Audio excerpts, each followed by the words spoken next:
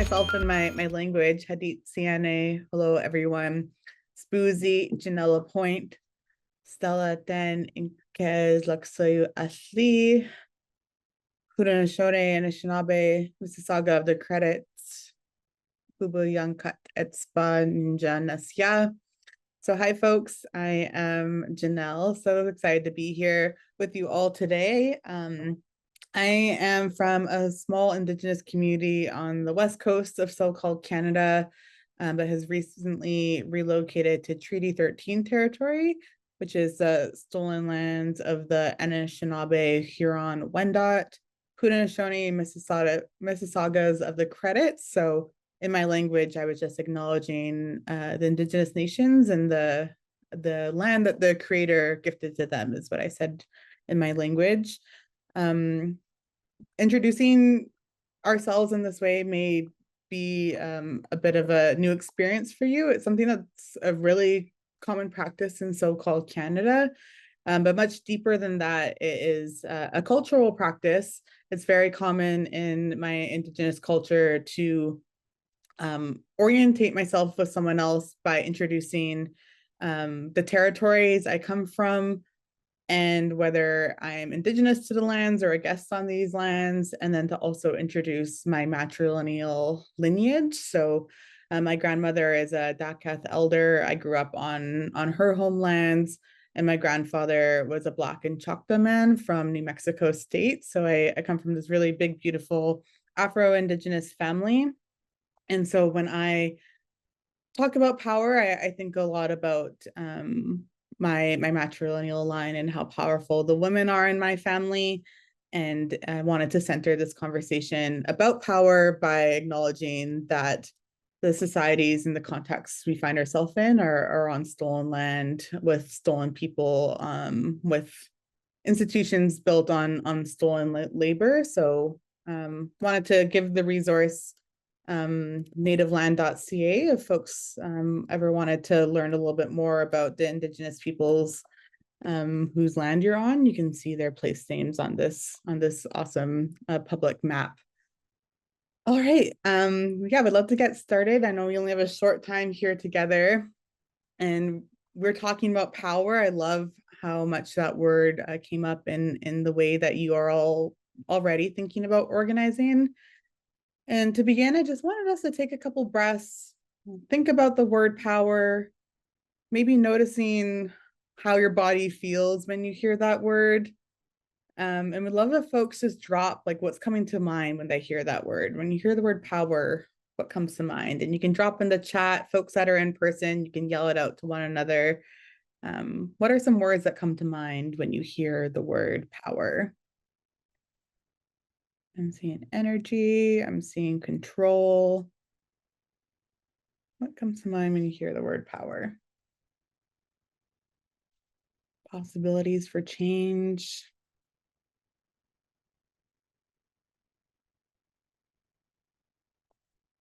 Humility. Awesome. Feel free to keep dropping them in the chat. Possession of lives and livelihoods. I see that folks are first thinking about power in a range of contexts. So this part one of the workshop is really going to be about giving some shared language to how we think about power and thinking about power in our individual contexts, in our communities and institutions. And then next week, if folks are able to join us in part two of this workshop, we're going to take the knowledge and the information, the shared language that we've created today, and really talk about like how we bridge that into a movement level and how we become more effective in our organizing. So yeah, I can even tell in the responses we just got, you know, many of us are taught to fear power, and it's a common experience that we hear that word and maybe feel a little bit unsettled in our body because of all the ways we've seen people use power to dominate, to extract, to control. And right now, more than ever, I know that the dangers of power, the misuse of power, is on full display in the country and in the world. But all power isn't inherently bad. We all have power. It's a tool. And it's important that we're able to connect to our own power in a society that tries to make ordinary people feel powerless. So, whether you consider yourself an organizer or an activist, it seems like many of you all do, it's important to know that we all have power, but also come from lineages of power, maybe from our direct ancestors or movement ancestors, people who have fought in progressive movements long before us. So in the union halls where workers fought for dignity, church basements where civil rights strategies are born, and even at kitchen tables where our aunties and maybe the strong women in your family organize for one another. So, yeah, we have Black freedom movements, Indigenous land defense, immigrant mutual aid networks, tenant unions, queer liberation collectives, so much power in our lineage and in our existing context. And power is, to me, really just living in the ways that people continue to show up for one another. And so in this moment of rising fascism, displacement, and grief, I want to acknowledge the unsettling feeling that talking about power may be bringing up, but also offer that this moment of grief and unraveling could be a moment to return, a moment to return to each other, to see power in a more clear way, and to really lean into our collective power. And so I hope our session today could be really about reweaving that web and figuring out how we come home to our power and how we figure out how to stretch it and share it and strengthen it. So again, we're going to start off just today in this first session, looking at some common definitions of power, looking at our own personal networks and communities. And next week, we're going to level up that to a movement context to talk about how we build and wield power as a movement. So to begin, I just want to invite folks to, again, like really lean into the power that exists in our lineage and our bodies. And if it feels good and available to you, you can close your eyes, turn off your camera, get comfortable, and just take a few deep breaths, breathing in and out. And I want to invite you to bring to your mind's eye someone from the past. This could be an ancestor, an elder, a teacher, or maybe it's a person or a group of people who you haven't met. People who move their own power through care, resistance, courage to create a world for you. And just invite you to imagine this person or these people in as much detail as you can. What did they look like? What did the world look like that they were existing in? And just take a couple breaths in this imagining of the past.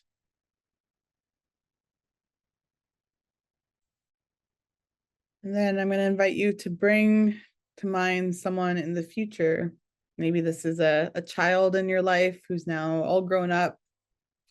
Maybe it's a future organizing collective or someone or a group of people who are not yet born. And I want you to imagine the kind of world you wish for them and what kind of power they're wielding. And again, just inviting you to breathe and see and feel this in as much detail as you can.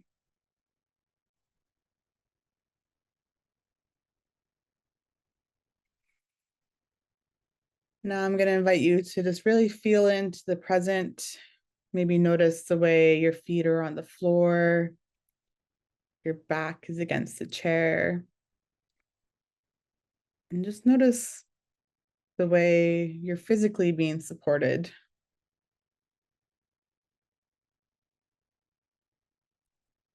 And then if you could take your mind's eye through your feet to the land, below the floor, below the building, and really breathe into the power of the land.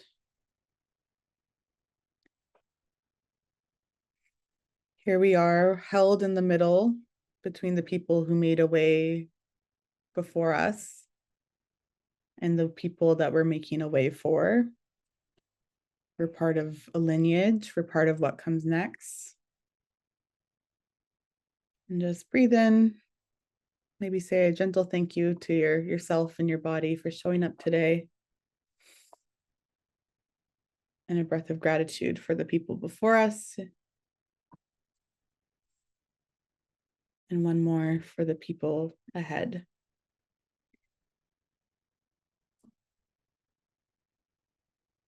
And when you feel ready, you can open your eyes and rejoin us.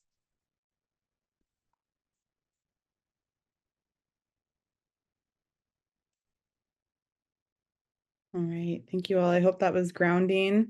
We're gonna start by looking at definitions of power.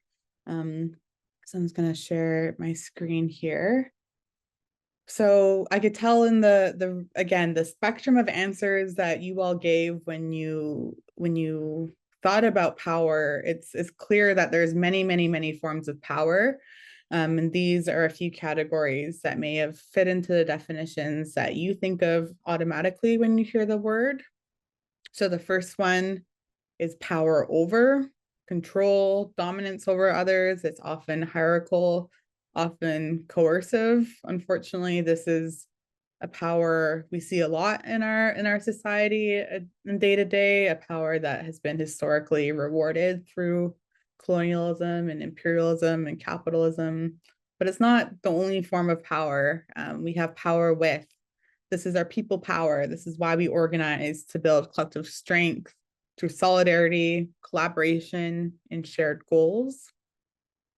We have power within. So this is the inherent power that we all carry with us that can be wielded through our confidence, through our dignity, through sense of agency. And this is, really rooted in our identity and our purpose.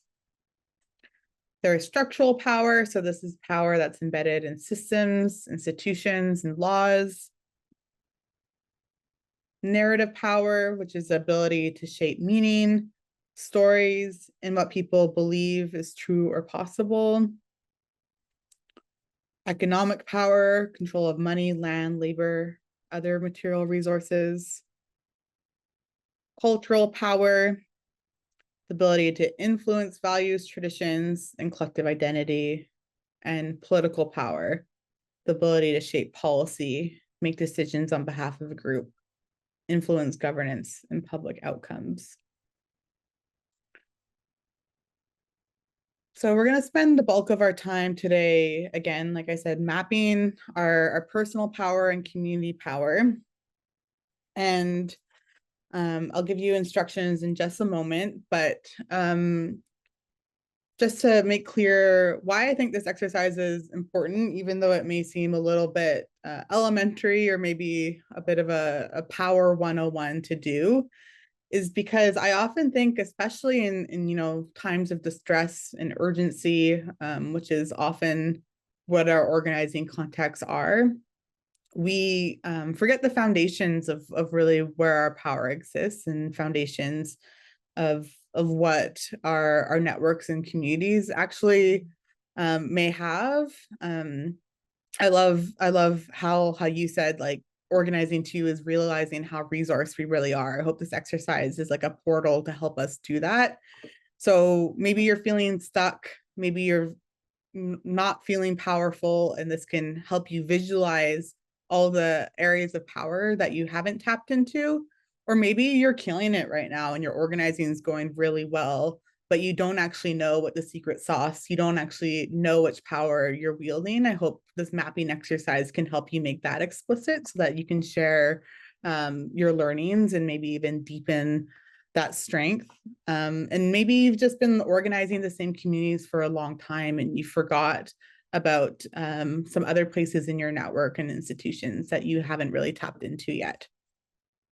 So what I'm going to ask to do, folks are going to need writing utensils, some paper, some pens, some pencils, whatever is available to you, or if you want to use your laptop, Canva is a really great resource, or you can just use a digital whiteboard. But we're going to begin just by mapping our own networks. So I invite you to draw you in the center. If you aren't feeling artistic or you're worried that drawing is going to hold you back, you can also just write and label yourself on the page as well.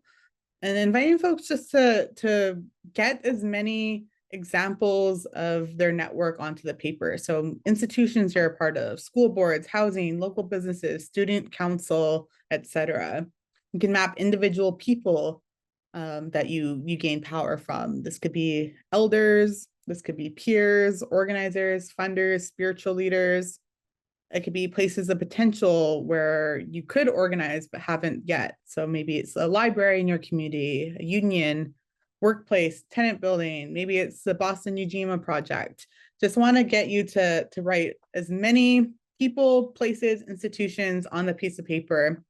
And then the second part is you're going to use some of these reflection questions to guide you. So um, who do you call? Where do you go when you need to make something happen? What institutions and people shape outcomes in your day-to-day life? What types of power, relational, institution, all those definitions we just went over, do you see moving in the map? Are there places where people are already organizing? And this is where you might start to circle things on your page, star them, draw arrows, write the different types of power, write ideas. I hope that the reflection questions really allow you to like take this mapping to life. And I'll drop a PDF of those definitions and those prompts in the chat.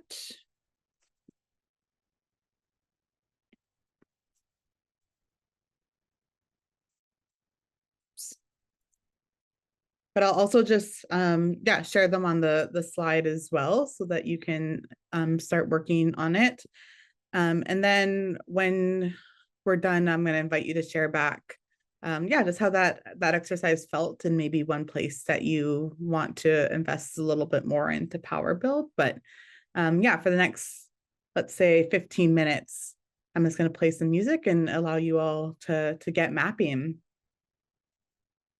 Are there any questions before we dive in? Yeah, I'll share the images. I actually don't have permission to drop a file, but I will just also put the definitions of power in the chat, and then I will share on the screen.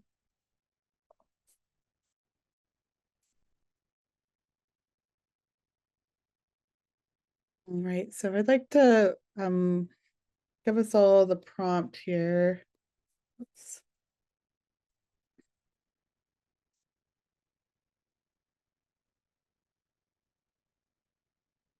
To think about one place on your map that you want to build more power, or a connection on your map that you want to strengthen.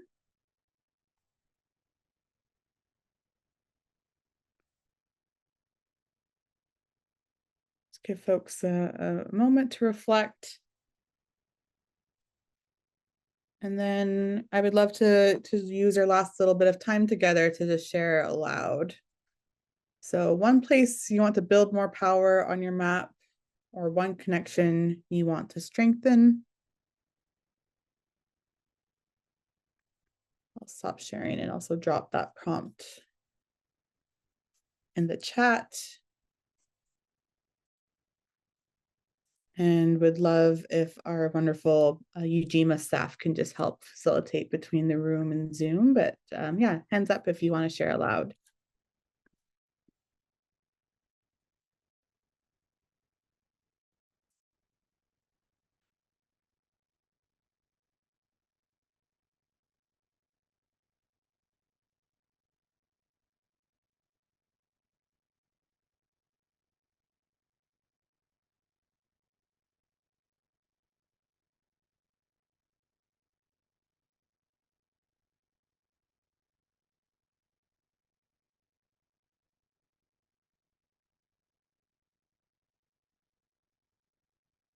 place where you want to build more power or a connection you want to strengthen? Anyone feel called to share?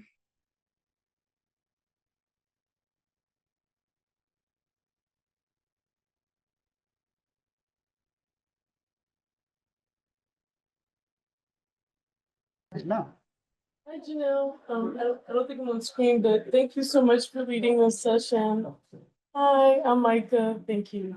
A place where I want to build more power is like my inner power and like having a more like mindful, like meditation and mindfulness practice. But another place I want to build, and another connection I want to build is like all my younger cousins. I have so many younger cousins and I have no idea what they're doing. So outside of like, you know, our relationship. So I think strengthening those and like reaching back, especially as they're like all like teenagers and stuff and being present in their lives and it's something that I want to do more. Beautiful. Yeah, don't Beautiful. Yeah, underestimate the don't power of underestimate being the an power. older cousin. Anyone else want to share?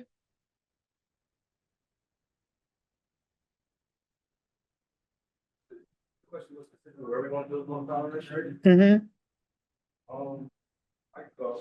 I said I have like 2 hours, well, 3 hours. One is for like RCC specifically. And I say RCC because I think that's the one institution in Massachusetts that's the most Black educators. I think it's another school where they was thinking about turning it into an HBCU as well here in Massachusetts, but it's also a school that they wanted to tear down once upon a time to build a highway, but the people in the community came together. It was like, nah, this is our school for our community members. So like the school itself is like rich in history as well. It has a nice little pipeline for those other four-year institutions for those within the neighborhood to go to. So just being around that and then seeing people that look like yourself as well, that want to learn, grow, is a great place to start off at. So that's one place that I would like more power to be built into and more people to invest into as well. And another one was the Grove Hall Public Library. I grew up in Grove Hall. And I watched the change from Grove Hall, from the public library being on like Warren Street by like, I forgot, right by the where the post office is, right across from the post office, where it used to be like a lot that was just gravel and dirt. So now it's being like connected to like the Burke as well. With that being a place where people could continuously organize or in itself, like have more people like come through, but it's like a library that closes early as well. I've been seeing that throughout not just in this city, but like the North Shore as well, where libraries are closing early. It's preventing youth from actually being able to like be in the library, be a part of that, like be a part of like stuff that's happening, but also learning as well that I didn't know growing up is they do all town hall meetings like every Wednesday in these libraries, but it's like they're not showing it, they're not sharing that with community members. So it's like community, they're making a whole lot of changes in the community without a lot of community input. It's not shared, it's not publicized. So it's like being able to like have more power there, leaving it more open for older folks, younger folks as well to take part of like the decisions that's being made in their own communities. I think it's just like a big thing. So those are like big public areas as well that's in our neighborhoods, you know, so it's like it's essential, especially if it's connected to a whole high school. And our high school specifically is a high school that has a lot of bombs, you know. Yeah, metal detectors, bars on windows, like it's like you're in the prison, but it's next to a whole library that you don't have access to past 5 o'clock. So that's the thing. Yeah.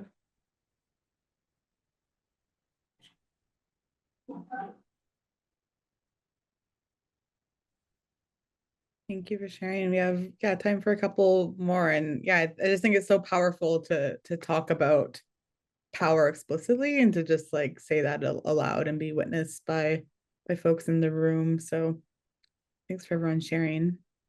Anyone else feel called to share?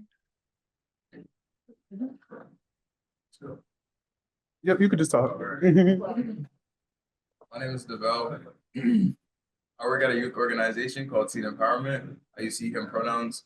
And wait, what was the prompt again? Just so I don't answer it. One place you want to build more power, or one connection that you want to strengthen as far from your power map. Yeah, so I have two actually. My first one, I go to a MECO school, specifically Weston, and I'm part of the BSU and HSU, and that's Black Student Union, Hispanic Student Union. And as an Afro-Latino student, I want to build more community there and solidarity because I feel like the population of people of color there is very low. And I think that it's important that we build more like connectivity at that specific like area, because our bases don't typically populate those areas specifically. My second one was my job, because we have a very strong group of people there, and I like to see more youth specifically in the Boston area continue to populate those spaces and educate themselves about like what we do, and therefore we can have more of those sites, not just like one or two in the Boston area, but all over in different neighborhoods as well.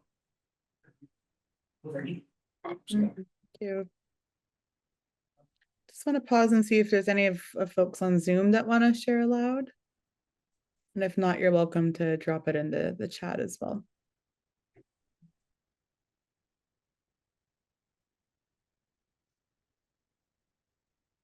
I feel like I have one, Janelle. Sure. So when I was doing my map, I'm like, well, I have a lot. I feel like I have mapped out a lot of power with.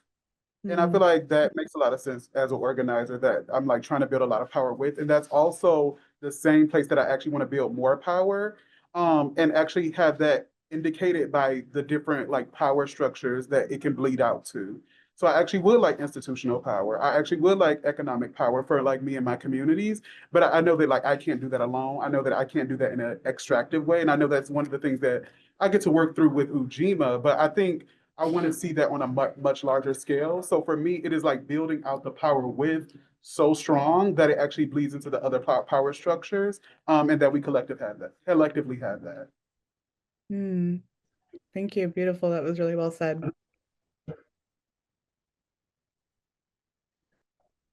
And I think we have time for one more. If anyone wants to be the last one to close us out. Okay, well, if there's no takers, I will happily close the session. I would like to encourage folks. I mean, that was certainly a short time of mapping. I would encourage you to keep writing on the page. Again, I think there's something really powerful of like actually speaking or writing the way we want to build power, especially in tumultuous times where we're reacting from a state of urgency, and those places of power can sometimes fall far away from us. So thank you for indulging, and next week we're gonna use those power maps to really look at the movement as a whole and how we can build power and organize. And if you have any friends that want to come to part 2, don't worry, I'm happy to send them this exercise so they can complete it on their own time. And it's not necessarily for part 2, but we'll definitely help again contextualize us in that shared language and shared experience. But thank you so much for spending your evening with us. So great to see a room full of people and folks on Zoom, people thinking about power from across the country. It's really beautiful. So, and thank you, of course, to Ujima for having me.